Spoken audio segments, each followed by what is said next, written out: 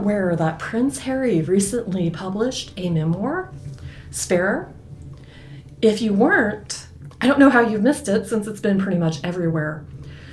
But in this days in our lives, we're not covering that. Nope.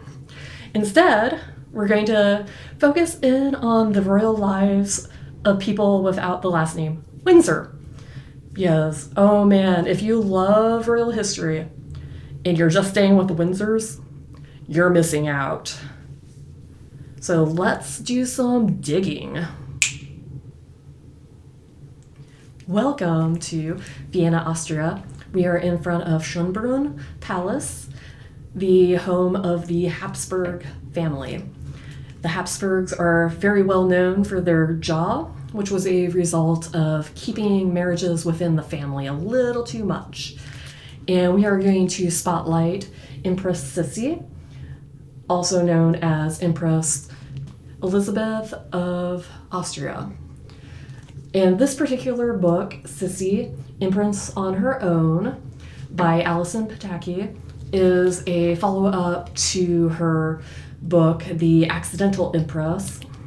And this is a fiction retelling of Sissi's life, which has been compared to Princess Diana of Wales. She had a loveless marriage, a very, very domineering mother-in-law who actually pretty much took her children away from her. But Sissi was a very intelligent woman. In many ways, she was ahead of her times, very educated, and a little bit on the wild side. And she had so much tragedy in her life. And she's actually been seeing a resurgence of interest recently.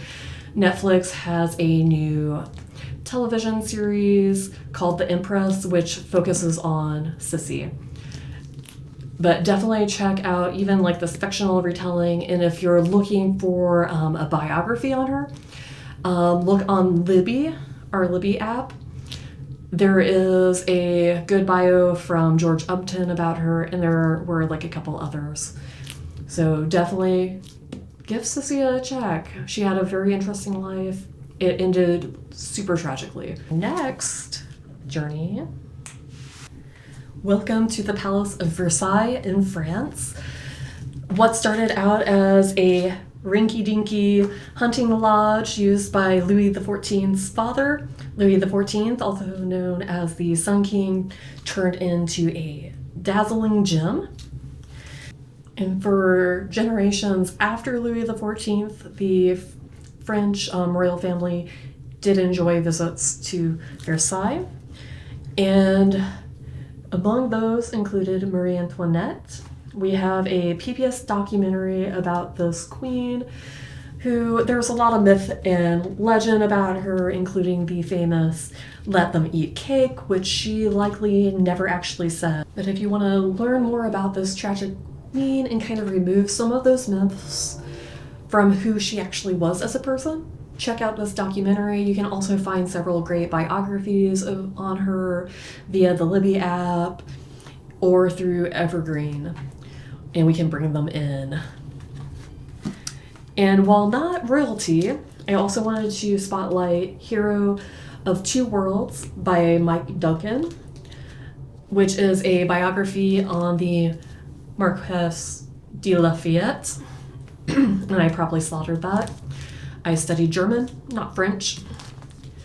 But Mike Duncan, he does a lot of podcasts. I've learned about him through his podcast on revolutions and had been following his Romanov one. So when he released this book, I had to read it, and I do not regret it.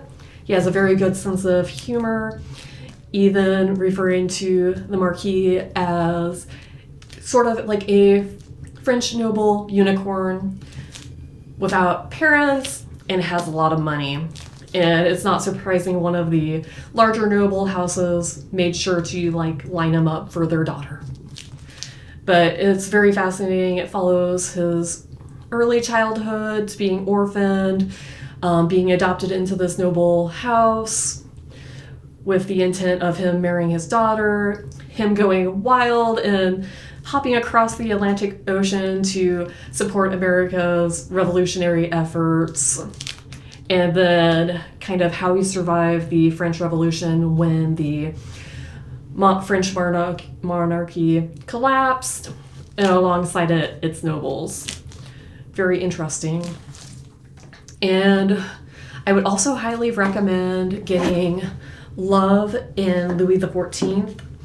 As mentioned earlier, Louis XIV was the French monarch who created Versailles, and he had a very passionate love life, you could put it like that. So if you're into like more of the gossipy side of royalty, that is the book for you, and that is by Antonia Fraser. And on Netflix, you can also watch the TV show Versailles, which has a fabulous cast. It's super entertaining. It's more on the mature side, so I would not recommend it for teens. But it pretty much shows how Louis crafted Versailles and how he kind of trapped his French nobles there as a massive power play to bring them in line with his authority. And so that was our trip to France. On to our next destination. Welcome to Peterhof Palace in Russia. This building was actually built by Peter the Great in response to Louis XIV's Versailles. No monarch should let another one beat them when it comes to architecture. And we're going to start out with one of Peter the Great's successors, Catherine the Great. We have this very gorgeous biography on Catherine, like beautiful leather, very nice pages, even like a built-in bookmark. But learn how a German noble was able to seize power from her incompetent Russian husband to become Empress of all of Russia. And also, like Marie Antoinette, Catherine also got a lot of myths and legends that came about to really discredit her, particularly during her son's reign, because he was always very much angry that his mother had usurped his father's throne. In fact, Paul's crusade against his mother probably ended up ending the Romanov dynasty because of his proclamation that daughters could not succeed their fathers to the throne, leading to when we get to Nicholas and Alexandra, where they had to keep having children because they kept having girls. They had Olga, Tatiana, Maria, Anastasia, until they got to Alexei, who had unfortunately inherited hemophilia from his mother. And maybe if they had not had like that pressure to have a male heir, Olga would have inherited from Nicholas II to become Empress of Russia, and there would have been no Rasputin in there. But Nicholas II also had plenty of poor choices that might have still ended up with the toppling of the Romanov dynasty. And pair this biography with Catherine the Great with the Great series. This has like a good production quality. I love the actors. They are hilarious. And it's based on a mostly true story. Do not get your history from here. They deviate quite a bit, but it is so entertaining. Just love it. And of course, I had already mentioned Nicholas and Alexandra in the fall of the Romanov family. So I am going to also recommend from our collection The Family Romanov, Murder, Rebellion, in the Fall of Imperial Russia. And this one is by Candace Fleming. And this is a part of our YA collection. So if you have teens who are very interested in history, particularly royal history, this would be a go-to for them. In our adult collection, we have from Helen Rappaport, The Romanov Sisters. This one I listened to as an audiobook on Hoopla, It also might be on Libby. But it's a very good nonfiction book about the lives of these 4 sisters who ended in such tragedy. But it shows like their sisterhood, where they were known as Otma, where they used each of the initials of their first name. And you had the big pair, which was Olga and Tatiana, and you had the smaller pair, which were Maria and Anastasia. And it gives like a very good context too of what was going on at the time with their parents. But if you really, really want to dive into the Romanov family, and particularly Nicholas II and Alexandra, look up the author Robert K. Massey. He was a great Romanov historian, and his probably most known for his book Nicholas and Alexandra, which was actually turned into a mini-series. So, and you can find those on Evergreen.